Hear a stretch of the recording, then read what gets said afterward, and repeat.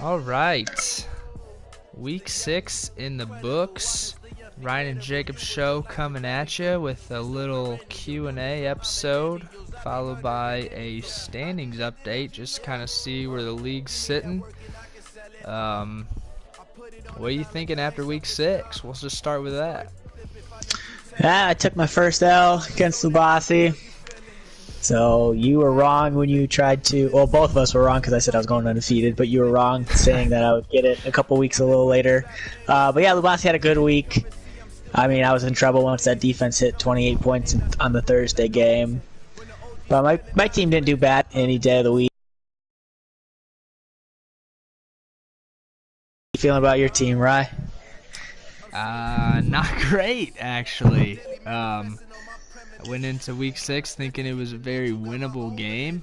I still think it could have been. But my Chargers guys are definitely not showing up the way that I had hoped. And I took an L to Johnny, but credit to him, he put up a good week.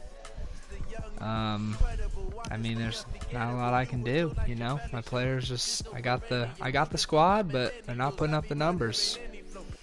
So it's too bad. Yes. So this week we kind of decided not to do a recap video of the games. Dom sent us a couple questions that he wanted to ask us, and then we just added a couple questions, and then we're just going to do a little overview on the standings, because I know a lot of people probably just look on their phones and they don't really get to see the breakout of everything, so we're just going to take a little bit of time to kind of just go through that and talk about that a little bit.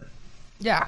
So one of the first questions that came up was, what do we think is the best late round draft pick? Now, we kind of discussed this a little bit before. There's definitely a few players out there with decent potential to take this title here.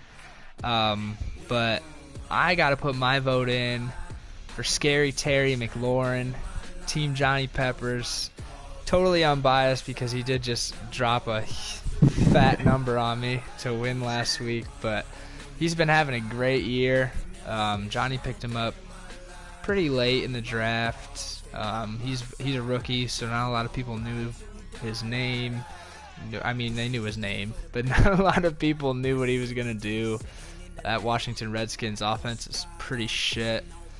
But he's come out and totally performed. He scored a touchdown in all but one game, put up double-digit points in all but one game, and even that one game he had a 50-yard receiving day. So I mean, that was a pretty solid pick. He's done really well for Johnny's team. So yeah, that's where my vote goes. What are you thinking? Yeah, I mean, that's a great pick. I mean, he's the number 8 wide receiver, and Johnny got him in the 17th round, so you can't really – that was such a steal of the draft. But I wanted to go someone different, and I tried not to be biased, but what we try to do with this is we try to pick somebody – who was still on the team that drafted him. And that was pretty hard to do because a lot of people, just drop these guys because they're just kind of fillers.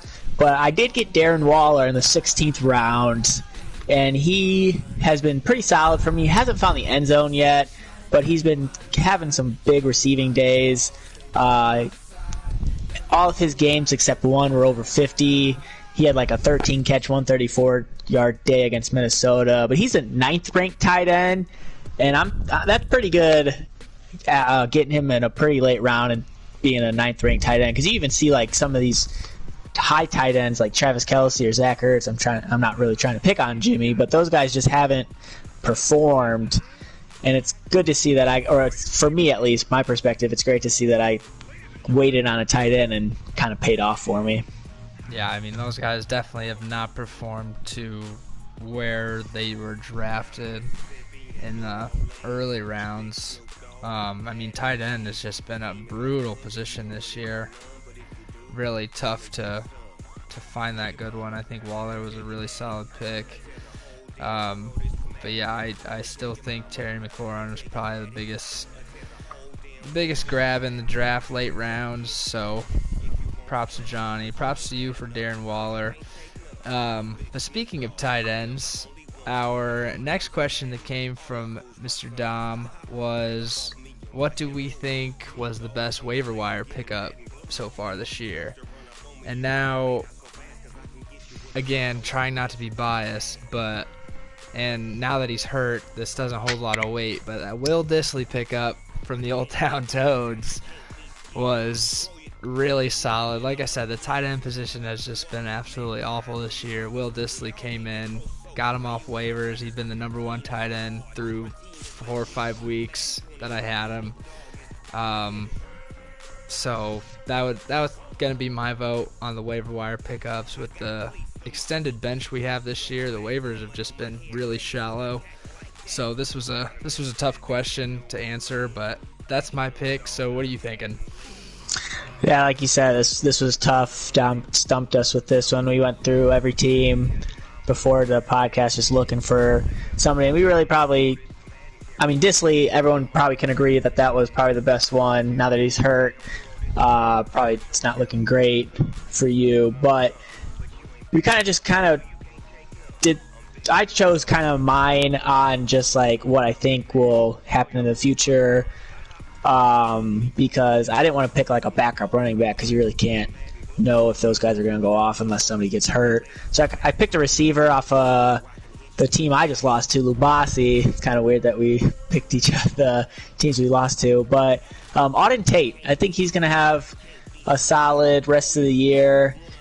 It does matter if AJ Green comes back. I know I've talked about this in earlier podcasts that do they even play AJ Green because they're really bad, so what's he really going to bring to the table? But I think Auden Tate's a good young player that is starting to get a lot of looks. His last 2 games, he got 8 receptions, 3 in one game, 5 in the other, touchdown in the Week 5 game. I don't know. It looks like Dalton's kind of looking at him more, and when people start double coveraging the other wide receiver they have, Tyler Boyd. It opens. Yeah, Tyler Boyd. It opens up a lot of room for Tate to grow and get single coverage on the outside. But I've not seen him play, actually, so I don't know if he's a speedster or not, but I just looking at his numbers, he's getting a lot of looks, and Lubasi picked him up October 2nd, so about 2 weeks ago. I don't think he's ever started him, but that's a good player to have stashed on your bench. Yeah, I mean, he's definitely done well. And with Lubasi's track record of Stephon Diggs, you might see him in that starting lineup sometime, but yeah, I think that was a good pickup for Lubasi. At least it's somebody that's still playing. But it will be interesting to see how he continues to perform when AJ Green comes back, assuming that happens here soon. But yeah, a good pickup from Lubasi. Like I said, waivers have just been absolutely terrible this year because we all have these deep benches now, which is not a bad thing either. But most of the good guys are already stashed on someone's team, so it's been tough going on the waiver pickups this year. But hoping with that Will Dissly injury, Dawson Knox can come in and step up, maybe be the next Dissly for me, but we'll see. And then the last question that we wanted to throw out there this week was what we think is a potential championship game, judging just from the few weeks that we've gone through already. But where it stands now, what we think a potential championship game would be, but not including ourselves. So I'm going to let you take this one first. What do you think? Can't pick yourself. A potential championship game. What are you thinking? Yeah, so this was one that we just kind of wanted to throw in there. So we have 6 weeks down. We got about 6 weeks, so 7 weeks to go in the regular season since we played 13 games. But I wanted to try to get one from each division. So without picking myself, I'd have to go with Dom on the East Division. Dom's kind of breathing down my neck for that number 1 seat, or the number 1 ranking in our East Division. I think he's got a solid team to go far. Kamara hasn't even stepped up yet this year, so I mean, if he starts doing well, his team's going to be very scary. But he's got a nice nice team. He's got running back depth, which a lot of people do not have, and he's got some good wide receivers with Cooper Kupp doing good, and Alshon Jeffrey's just a big body that Wentz can just throw the ball to. But that would be my pick for that division. I think going to the next guy who's going to probably play him in this scenario, I went back and forth with Rye and Lubasi's team. But I think I ended up probably going with Ryan's team. He's got the most points in that division. And, Christian McCaffrey's just going nutty this year. So it's kind of hard to play against Christian McCaffrey. Luckily, I have him this week on a bye.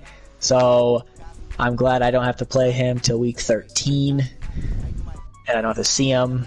So that would probably be my pick. He's got, again, the Chargers team, if they figure it out. Ryan's team is scary if they don't figure it out. Lubasi's team might be looking better, so I think that's one of the keys to Ryan's team is to see if the Chargers offense can figure something out. Yeah, well, I definitely appreciate that. I think I'm going to do the opposite of what you did. I don't think, not picking myself. I think I'm gonna pick two players out of your division. I think you're probably gonna make it to that game. I will say though, for my division, I am interested to see what Chris's team is gonna do now that Saquon is back. But as of right now, Chris and Jimmy at the top of my division. Guys, unless you guys come up and shock the world, I think you guys probably got the two weakest teams in the division. Looking at that lowest scoring game I've ever seen last week. But there's just to note the two guys at the top of my division and why I'm picking two people from yours. But yeah, I think you're probably gonna make it there. I mean, Lamar Jackson's having an incredible year. You got some pretty good depth on your squad, and the most points for, just because I had a really down week when Christian McCaffrey didn't perform 1 week, so you've got the most points for there. But I think you've got a pretty solid team. If Aaron Jones continues to produce like he has been, if OBJ can figure it out with Baker, I mean, that offense looks atrocious. And then you're getting Drew Brees back for Michael Thomas soon. So I think that'll probably be a team that's making at least a playoff run and probably a championship game run. And then second, kind of went back and forth here, but between Dom and Johnny. But, I mean, like I said a couple weeks ago, I think Johnny's team, I think it's on the upswing. He had a couple tough losses at the beginning here, but if they can stay healthy and Drew Brees comes back, he's got Scary Terry. If Todd Gurley can come back and perform, then I think this team's got a good shot to make a deep run. Yeah, like I said, he started out a little slow, but he's picked it up. He just beat me, put up a great week. I think it's safe to say that Derrick Henry's not as bad as I originally had thought. He definitely put up a dud last week, and he's put up some fairly average numbers, but still better than what I thought. And Austin Hooper is now the #1 tight end now that Disley's gone. So I think this team's got a lot of potential. So that's my pick. I think maybe you versus Johnny, since I can't pick myself. But hey, I mean, there's a lot of potential out here on other teams, and we'll definitely come back to this question in a few weeks to see if we still feel the same way. Yeah, I mean, if it was me and Johnny, we had that very high scoring week 2 weeks ago, so that would be a crazy Super Bowl there. But yeah, like we said, or like Rye said, a lot of potential on other teams. I mean, Jimmy's 5-1. And he's got, all he has to do, is make the playoffs, and you never know what's going to happen with those 4 weeks in the playoffs. So, I mean, getting into the playoffs is step one, and then you're like, who knows what's going to happen after that. Yeah. But for now, or right now, we'll just kind of go through the season stat line. So, like I said earlier in the cast, a lot of people probably just kind of look at their stuff at the phone, and when you look at standings on your phone, it really doesn't. It's not that easy to kind of look at all these points for and points against. So, just going for points for, we can kind of talk about first is that I'm up. I got the number 1 points for with 708, and then Rise was 664, so 664, and then Lubasi, which it kind of shocked me. Lubasi was 610, and he's number 3, so that I didn't think he was putting up points like that. Yeah, he's kind of snuck up in there. The last few weeks, he's put up some good numbers. Yeah, and then we got Dom at 606, and then James at 605, really close. We got 3 people within 5 points of each other with Lubasi, Dom, and James.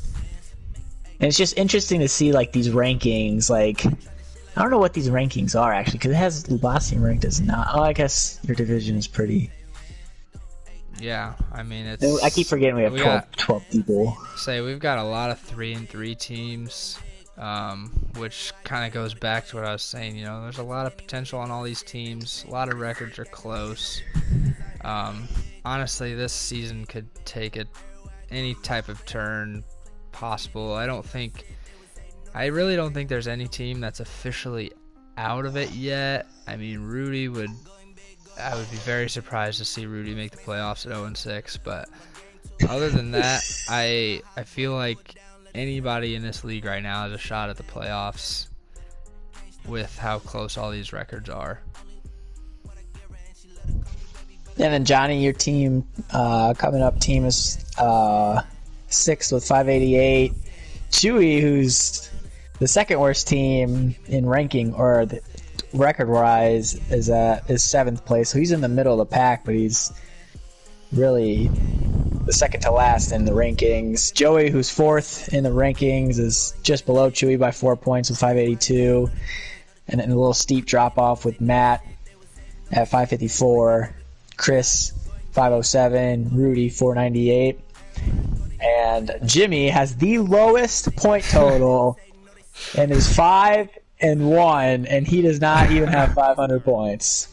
And it seems like everybody he plays down to his point total, which is absolutely absurd. He's got the least points for, but he's got the least points against. So Jimmy's schedule working in his favor for him.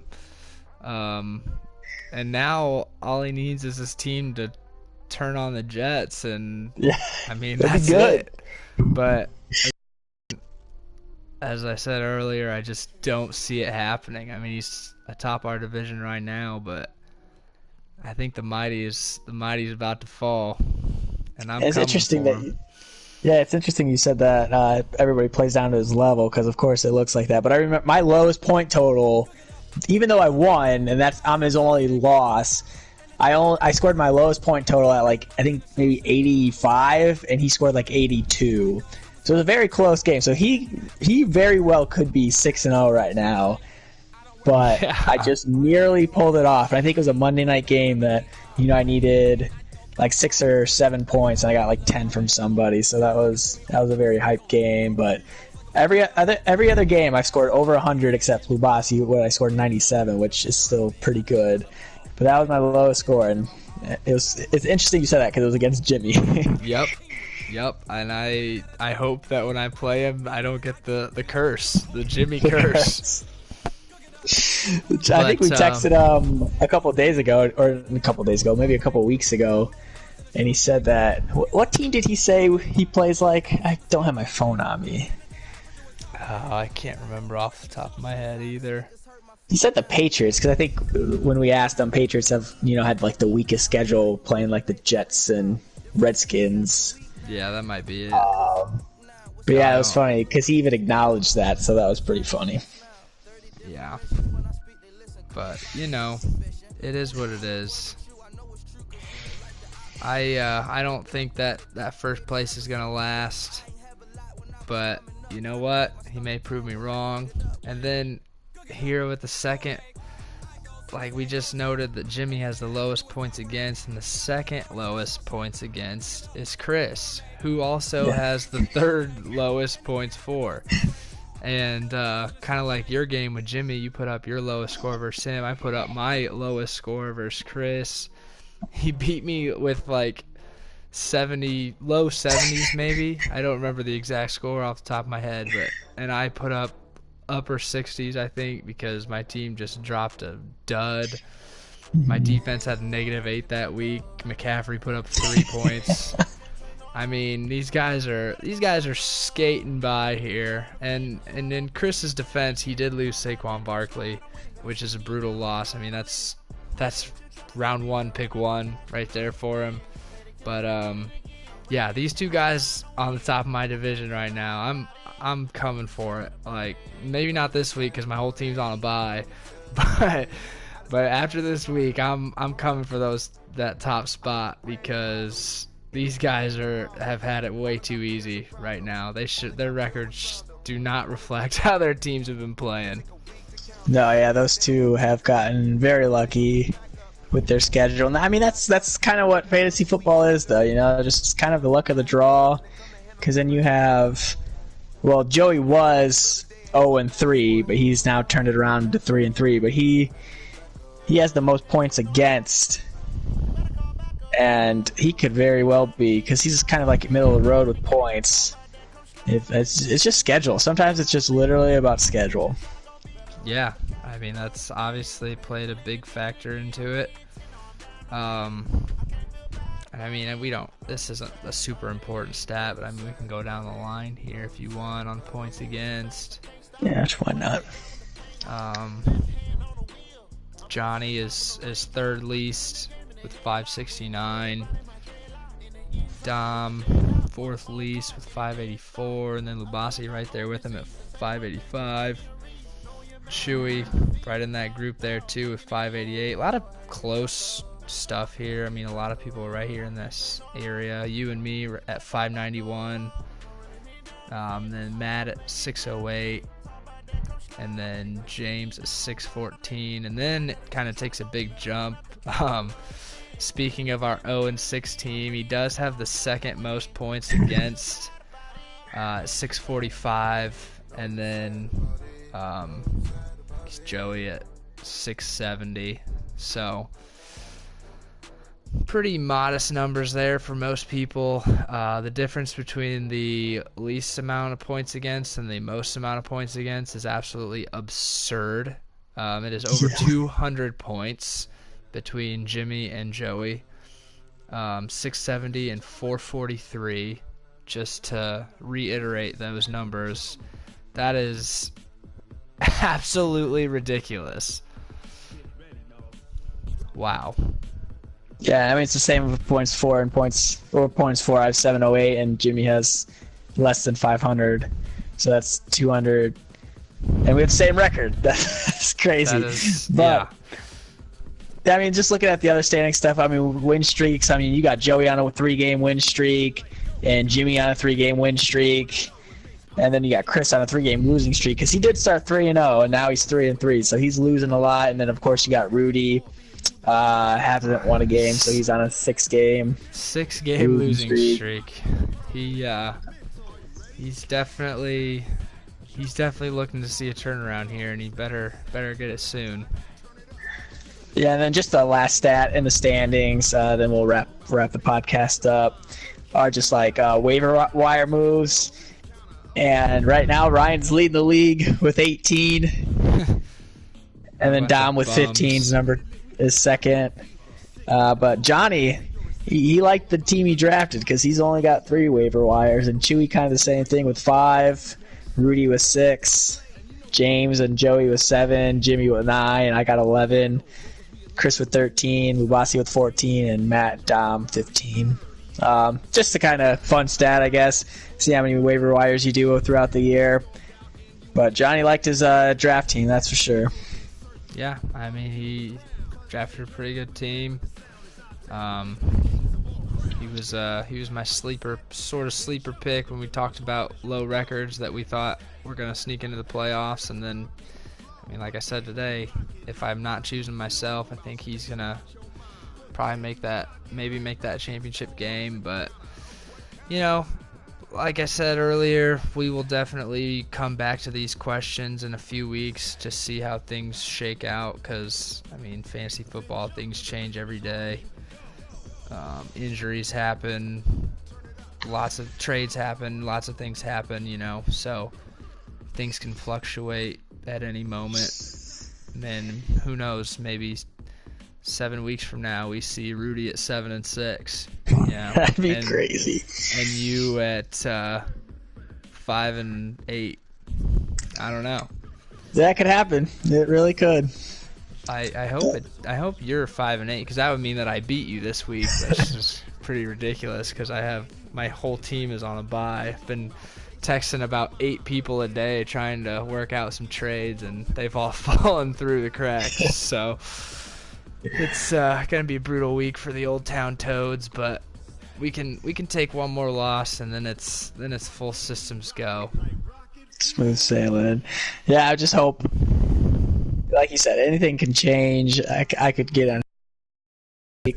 I mean, it is fantasy football, so and we said schedules matter. So hopefully my my team just keeps performing, and we'll see what happens. But I mean, that should wrap up the podcast this week. Probably a little shorter than we usually do.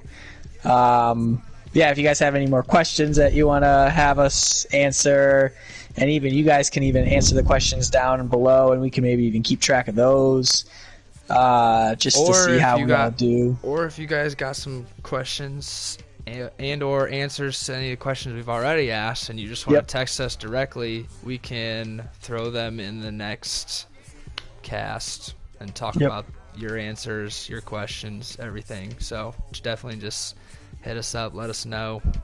We're always open to suggestions and criticism, what have you.